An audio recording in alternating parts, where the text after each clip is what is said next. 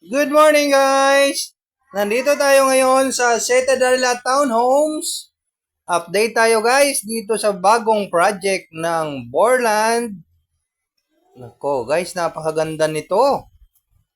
Kasi, ang nagpaganda nito, ito ay 100 meters lang mula sa highway ng Pulong Buhangin, Santa Maria, Bulacan. Ayan po, ito po yung pinaka-update po natin. Ayan. Kung makikita nyo po, napakarami pong heavy equipment doon sa likod ko na yon kanina. Ito yon mga bagong ano na to. Ayan, mga tambayan yan ng mga gumagawa ng may makulit pa akong kasama rito. Oh.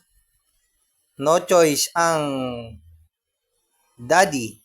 Yan, may tagasunod pang makulit sa likuran. No choice ang daddy kundi isama sa site. Ito po, yung tinuturo ko sa gawing gate po yan. Yan. Thank you po. Bye-bye.